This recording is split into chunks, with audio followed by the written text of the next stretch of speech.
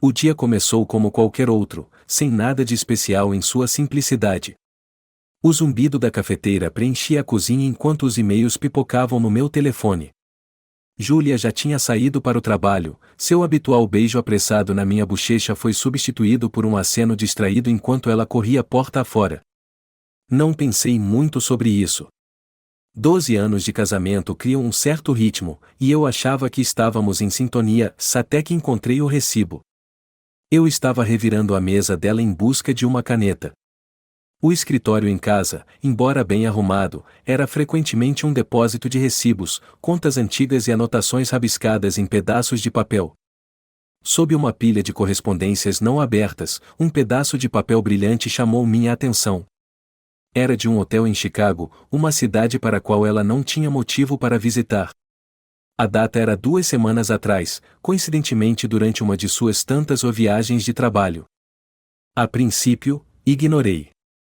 Júlia trabalhava em marketing corporativo, e viajar fazia parte do trabalho dela. Mas a sensação persistente no meu estômago não me deixou em paz. Chicago não estava no itinerário dela, ou pelo menos, não no que ela me tinha compartilhado. Ainda assim, coloquei o recibo de volta na gaveta, me convencendo de que não era nada. Mas as dúvidas são insidiosas. Elas se infiltram nos seus pensamentos em momentos estranhos, virando lembranças, questionando detalhes. Naquela noite, enquanto estávamos no sofá assistindo TV, o riso dela parecia exagerado, o sorriso muito perfeito. Tentei ignorar, me dizendo que estava imaginando coisas. Mas quando ela foi dormir cedo, deixando o telefone na mesa de café, a tentação me alcançou. Eu não estava orgulhoso do que fiz em seguida. O telefone estava desbloqueado, um erro raro da parte dela. Minhas mãos tremiam enquanto eu o pegava, rolando pelas mensagens dela. A maioria era banal, atualizações de trabalho, grupos de mensagens, lembretes. Então eu vi o nome dele, Vada. A conversa não era longa, mas não precisava ser. Piadas internas que eu não entendia, planos para beber, uma mensagem que dizia, de mal posso esperar para te ver de novo. O último fim de semana foi perfeito. Meu estômago se revirou. Nunca me senti tão frio, tão vazio. Naquela noite, enquanto Júlia dormia ao meu lado, eu olhava para o teto, revivendo cada momento que conseguia lembrar. O interesse repentino dela por chamadas de trabalho à noite, as viagens de negócios que pareciam frequentes demais, as noites em que ela voltava para casa radiante, mas evasiva. Tudo começou a se conectar. Na manhã seguinte, beijei-a para me despedir, como se nada tivesse mudado. Por dentro, eu estava desmoronando. Mas a raiva e a traição têm uma maneira de aguçar a mente. Eu precisava de mais. Se eu a confrontasse agora, ela negaria, distorceria a narrativa, me faria duvidar de mim mesmo. Não, eu precisava de provas. Na semana seguinte, eu me tornei um homem possuído. Enquanto ela estava no trabalho, vasculhei nossas finanças compartilhadas. Cobranças de cartão de crédito para restaurantes em cidades que ela não mencionara, reservas de hotéis que não correspondiam às viagens que ela havia dito, se estava tudo lá, um rastro de engano exposto. Verifiquei os e-mails dela, entrando na conta dela sob o pretexto de administrar nossas contas. A maioria era banal, mas havia lacunas, períodos em que a caixa de entrada estava estranhamente vazia, como se ela tivesse se dado ao trabalho de excluir conversas. Uma noite, quando ela deixou o laptop aberto, procurei no histórico do navegador dela. Voos, hotéis, reservas, sempre o suficiente para sugerir que algo estava errado, mas não o bastante para provar isso de forma clara. Era enlouquecedor tentar montar o quebra-cabeça sem todas as peças. Eu não conseguia comer. Dormir era uma memória distante. A vida que eu pensava que havíamos construído juntos estava se desfazendo diante de mim, e a mulher que eu pensava conhecer era uma estranha. Mesmo assim, não disse nada. Ainda não. O ponto de virada veio quando encontrei o calendário dela. Sincronizado com o meu por conveniência, ele listava as viagens de negócios dela com detalhes meticulosos. Mas havia discrepâncias, lacunas onde ela havia marcado estar indisponível, mas não forneceu nenhuma explicação. Uma dessas lacunas coincidia com a data do recibo do hotel.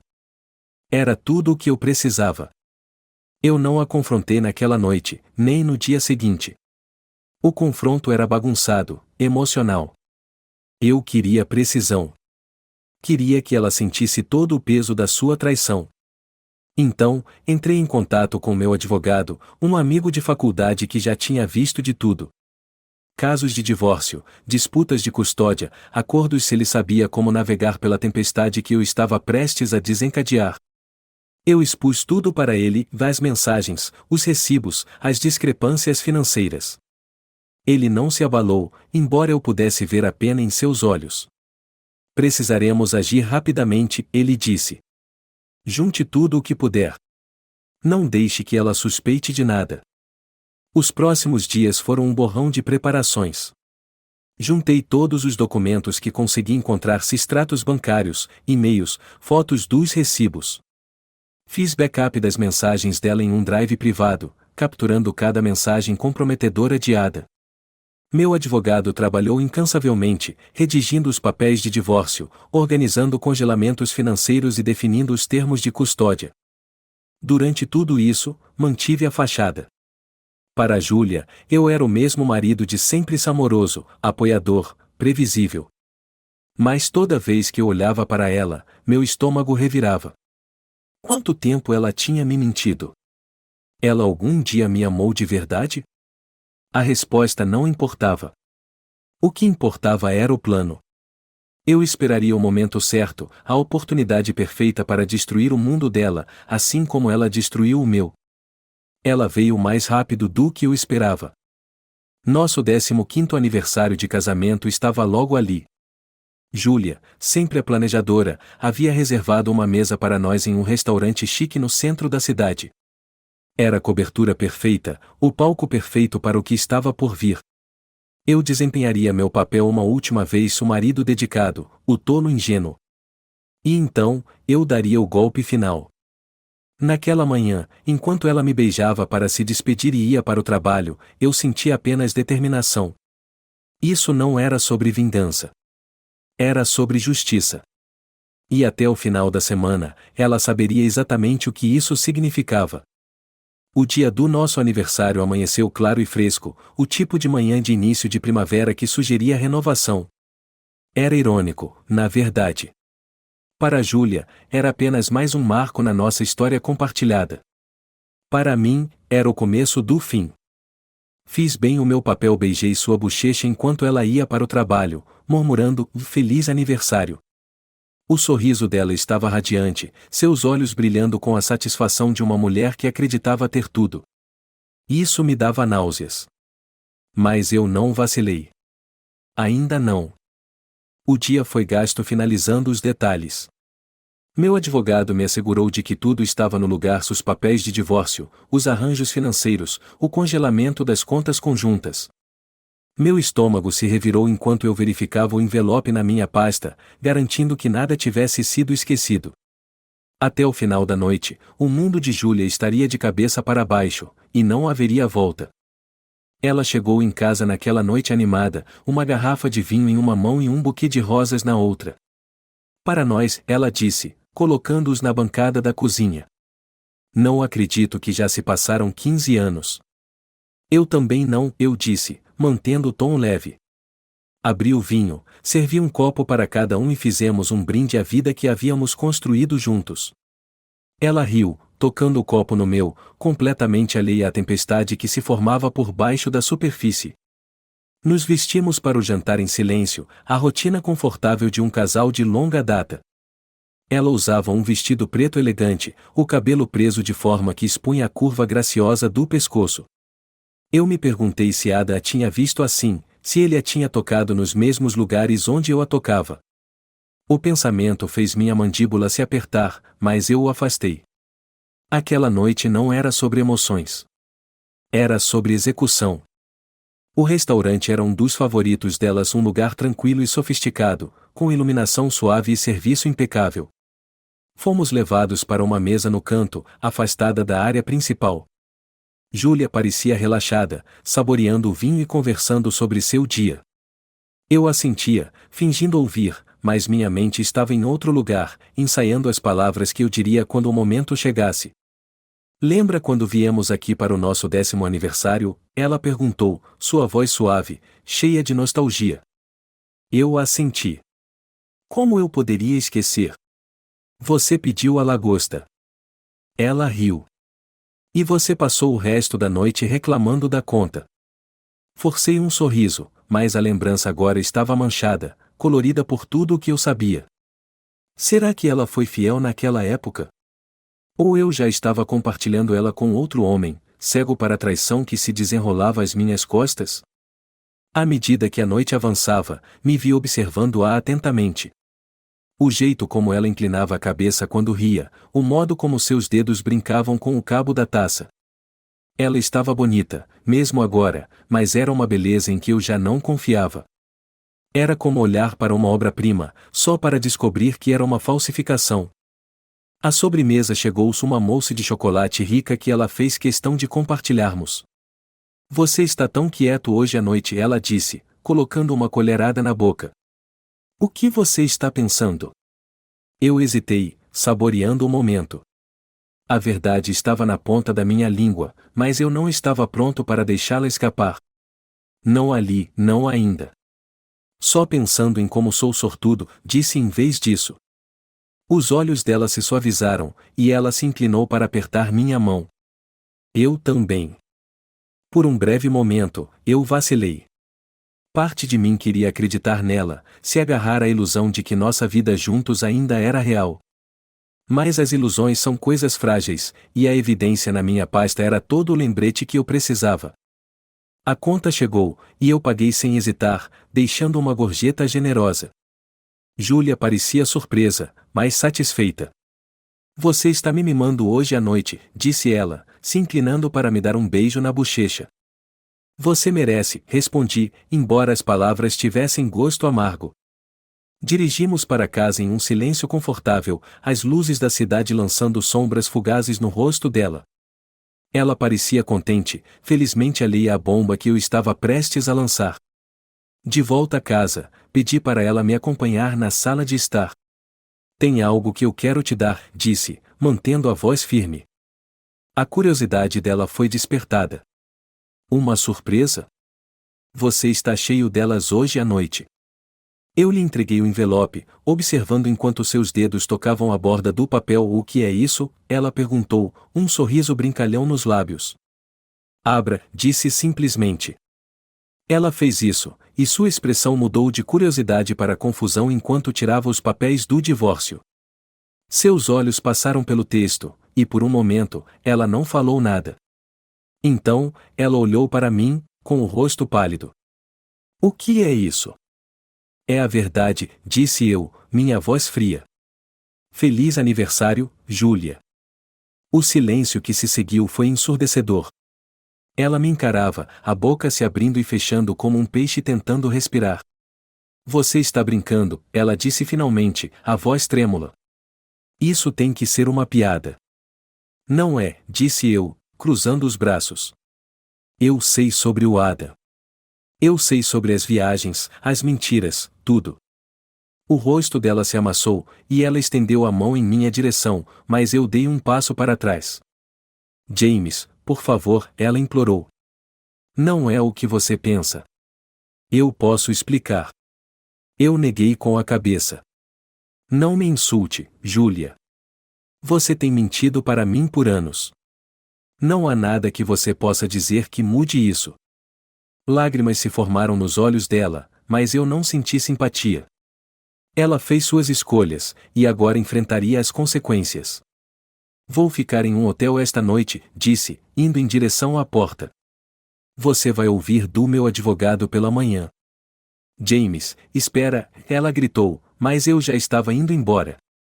Enquanto eu dirigia, o peso da traição começou a se dissipar, substituído por uma sensação de satisfação sombria. Júlia passou anos me fazendo de tolo, mas naquela noite, as coisas tinham mudado. Ela queria mentiras e segredos? Que se afogasse neles. Eu estava acabado. O quarto do hotel estava quieto, quase quieto demais. O zumbido da geladeira pequena e o murmúrio distante de uma televisão do quarto ao lado eram os únicos sons. Eu estava sentado na beira da cama, encarando meu telefone, esperando que algo acontecesse. Uma explosão, uma chuva de mensagens, talvez até uma ligação de Júlia, implorando por mais uma chance. Mas a tela permanecia escura. O silêncio era sufocante. Joguei meu telefone sobre a mesa de cabeceira e caminhei pelo quarto. Imagens do rosto de Júlia enquanto ela lia os papéis do divórcio se repetiam em minha mente: o choque, as lágrimas, a desesperança. Deveria ter sido satisfatório, mas não foi. Sentia-se vazio, como se eu tivesse vencido uma batalha, mas perdido uma guerra que nunca quis lutar em primeiro lugar. Pela manhã, a culpa começou a surgir. Não culpa pelo que eu fiz, Júlia mereceu cada grama disso, mas pelas consequências que eu sabia que estavam por vir. Nossos filhos, nossos amigos, nossas famílias, todos seriam pegos no fogo cruzado. Mas não havia mais volta. As coisas estavam em movimento, e a única saída era seguir em frente. Fiz o check-out no hotel e fui direto para o escritório do meu advogado. Ele estava me esperando, uma pilha de documentos organizados na mesa. Como foi? Ele perguntou, seu tom profissional, mas curioso. Como esperado, respondi, me afundando na cadeira à sua frente. Ela ficou chocada. Tentou negar a princípio. Depois, ela chorou. Ele assentiu, deslizando uma pasta sobre a mesa. Aqui está o próximo passo. Vamos entregá-la oficialmente hoje. Até o final da semana, as contas serão congeladas e você ficará com a custódia temporária da casa e das crianças. Está tudo detalhado na papelada. Abri a pasta e dei uma olhada nos documentos. Estava tudo lá: arranjos financeiros, termos de custódia, até uma cláusula impedindo Júlia de entrar na casa sem meu consentimento. Era frio, clínico, e exatamente o que eu precisava. E quanto às provas? Perguntei. Vamos precisar apresentá-las em tribunal? Não, a menos que ela conteste os termos, disse meu advogado.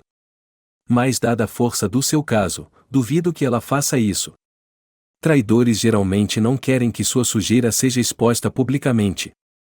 Assinei os papéis, minha mão firme, apesar da tempestade que rugia dentro de mim.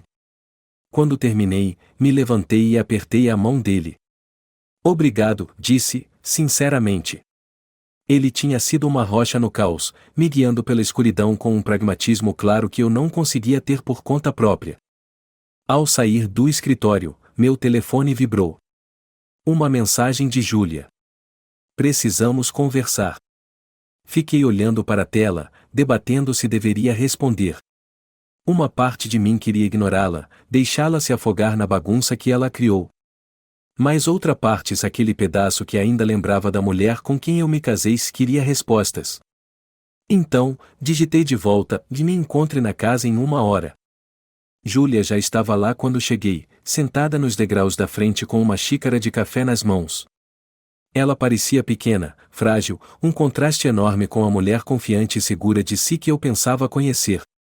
Por um momento, quase senti pena dela. Quase. Ela se levantou quando me aproximei, os olhos vermelhos e inchados. James, ela começou, mas levantei a mão. Dentro, disse, destrancando a porta e me afastando para deixá-la entrar.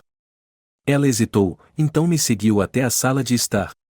Fiz um gesto para que ela se sentasse, mas ela permaneceu de pé, segurando o café como se fosse um salva-vidas. O que você quer, Júlia? Perguntei, minha voz fria.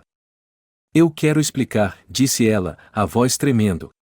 Eu preciso que você entenda. Entender o quê? Perguntei, irritado. Que você me mentiu por mais de uma década. Que você estava dormindo com outro homem enquanto eu estava criando nossos filhos e mantendo essa família unida. Não foi assim, ela insistiu. Não era só sobre o sexo. Adam Seeley me ouviu. Ele me fez me sentir vista. As palavras dela foram como facas, cada uma cortando mais fundo que a anterior. Vista, e eu repeti, minha voz se elevando. Eu estive aqui todos os dias, Júlia. Eu te apoiei, cuidei de você, te amei. E você está me dizendo que isso não foi suficiente? Lágrimas desceram pelo rosto dela, mas eu não me importava. Eu estava sozinha, ela disse, a voz mal acima de um sussurro. Você estava sempre tão ocupado com o trabalho, com as crianças. Eu me sentia invisível. E isso justifica isso, retruquei, apontando para os papéis do divórcio na mesa de café. Você poderia ter conversado comigo, Júlia. Nós poderíamos ter resolvido isso. Mas você escolheu mentir. Você escolheu me trair. Ela afundou no sofá, a cabeça entre as mãos. Eu sei que errei, disse ela. Eu sei que não mereço seu perdão. Mas, por favor, James, não deixe isso destruir tudo. Podemos consertar. Podemos tentar de novo. Eu ri, um som amargo e vazio. Você acha que isso pode ser consertado? Você tem ideia de quão quebrado eu estou, de como essa família está quebrada por sua causa. O silêncio dela foi resposta suficiente. Eu me levantei, caminhando pelo quarto para não explodir. Você não entende, não é? Eu disse, virando para encará-la. Isso não é só sobre nós. Isso é sobre confiança. E uma vez que ela se vai, se vai. James, por favor, ela implorou, levantando-se para me encarar. Eu farei qualquer coisa. Aconselhamento, terapia, o que for necessário. Só não desista de nós. Eu a encarei, procurando algum vestígio da mulher de quem eu me apaixonei.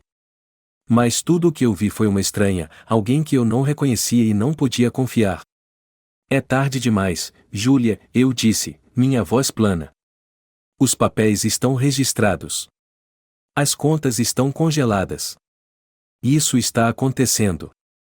Os ombros dela caíram, e ela afundou de volta no sofá, derrotada. Por um longo momento, nenhum de nós falou. O silêncio era pesado, sufocante, preenchido com todas as palavras que não podíamos dizer.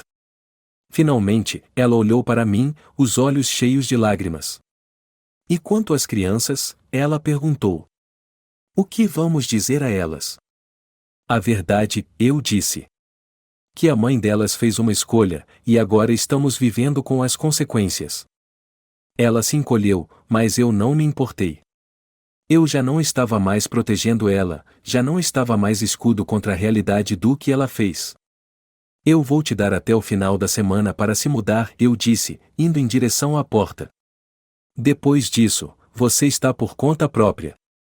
James, ela chamou por mim, a voz quebrando. Mas eu não olhei para trás. Eu não podia. Quando saí para fora, o peso no meu peito começou a se aliviar. Não era liberdades não ainda, mas era um começo. E pela primeira vez em semanas, eu senti que poderia respirar de novo. As semanas que se seguiram foram um borrão de logística e emoções cruas. Júlia se mudou até o final da semana, deixando para trás uma casa cheia de silêncio desconfortável e memórias persistentes.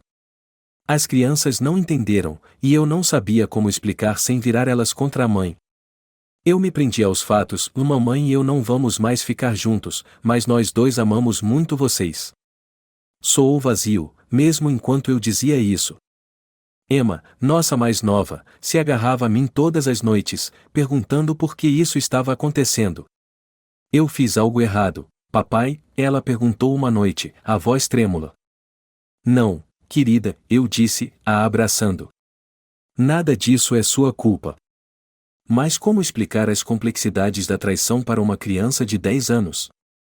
Como fazer sentido do seu mundo desmoronando quando ele não faz sentido para você? Eu não tinha respostas, apenas garantias que eu mal acreditava em mim mesmo. A casa ficou mais silenciosa depois que Júlia se foi. Silenciosa demais. As crianças passavam fins de semana alternados com ela, e esses eram os mais difíceis. Eu me sentava na casa vazia, cercado pelos restos de uma vida que eu já não reconhecia mais. Os ecos de risadas, as fotos nas paredes, tudo parecia como fantasmas de um passado do qual eu não podia escapar. Uma noite de sexta-feira, um mês depois que Júlia se foi, eu recebi uma ligação dela. Era tarde, e a voz dela soava tensa. James, ela disse, podemos nos encontrar? Por favor. Só por um momento. Eu hesitei. Cada fibra do meu ser queria dizer não, proteger a frágil estabilidade que eu estava reconstruindo. Mas algo na voz dela me fez hesitar. Onde? Perguntei, relutante. No parque perto da nossa antiga casa, ela disse. Perto do lago. Eu concordei, embora não soubesse exatamente por quê. Talvez eu quisesse um encerramento, ou talvez só quisesse vê-la uma última vez, tentar entender as peças que ainda estava tentando juntar. Quando cheguei, o ar estava fresco, o parque banhado pelo suave brilho do sol poente. Júlia estava sentada em um banco, com os braços envoltos em torno de si mesma, como se tentasse afastar o frio. Ela parecia mais magra, o rosto pálido e cansado. Por um momento, eu mal a reconheci. Obrigado por ter vindo, ela disse, enquanto eu me aproximava. Sua voz estava frágil, como se pudesse se despedaçar sob o próprio peso. Sentei-me ao lado dela, deixando um espaço entre nós. O que você quer, Júlia? Perguntei, minha voz mais cortante do que eu pretendia. Ela fez uma careta, mas não olhou para mim. Eu precisava te ver, disse ela suavemente. Para dizer, me desculpe. Eu não respondi. O que eu poderia dizer? O pedido de desculpas dela não mudaria o que ela fez, não consertaria o que estava quebrado. Eu sei que te machuquei, ela continuou, a voz embargada. E sei que não posso desfazer isso. Mas eu preciso que você saiba se eu nunca parei de te amar. As palavras dela cortaram mais fundo do que eu esperava. Se você me amasse, eu disse, você não teria feito o que fez. Ela assentiu, lágrimas escorrendo pelo rosto. Eu sei. E vou me arrepender disso pelo resto da minha vida. O silêncio caiu entre nós, pesado e sufocante. O sol descia mais baixo, lançando longas sombras sobre o parque. Eu me levantei, pronto para ir embora. Acho que já dissemos tudo o que precisava ser dito. Espera, ela disse, agarrando meu braço. Seu aperto estava fraco, trêmulo. Há mais uma coisa. Eu me virei para enfrentá-la, minha paciência se esgotando. O que, Júlia? Seus lábios tremeram enquanto ela lutava para encontrar as palavras. Eu estou doente, James, ela disse finalmente, a voz mal audível. As palavras pairaram no ar, incompreensíveis à primeira vista. O que você quer dizer? Perguntei, meu coração afundando. Câncer, ela sussurrou. Estágio 4. Descobri há algumas semanas. O mundo parecia se inclinar sob meus pés. Por um momento, eu não conseguia falar, não conseguia pensar. Por que você não me contou? Consegui dizer, engasgando com a pergunta. Eu não queria que você tivesse pena de mim, ela disse, suas lágrimas fluindo livremente agora. Eu não queria complicar ainda mais as coisas. A raiva aumentou, misturando-se com a tristeza e a confusão que se formavam dentro de mim. Então você ia simplesmente deixar eu descobrir depois que você se fosse? Perguntei, minha voz se elevando. Você não tem o direito de decidir isso, Júlia. Não depois de tudo. Ela desabou, soluçando nas mãos. Eu não sabia o que fazer, ela chorou. Já te machuquei tanto. Não queria mais te sobrecarregar. Eu me sentei novamente, minha mente a mil. Por toda a minha raiva, por todo o ressentimento, eu não conseguia afastar o amor que eu uma vez senti por elas pela mulher que eu pensava que ela fosse. A mãe dos meus filhos. A pessoa com quem passei metade da minha vida. E agora ela estava morrendo. O que você quer de mim? Perguntei, minha voz quebrando. Eu não quero a sua pena, ela disse, enxugando as lágrimas. Eu só quero consertar as coisas. Para as crianças. Para nós. O tempo que me resta, quero que signifique algo. Eu a olhei, vendo a vulnerabilidade, o arrependimento gravados em cada linha do rosto dela. Pela primeira vez em meses, vi a mulher de quem eu me apaixonei, a mulher a quem jurei estar ao lado na saúde e na doença.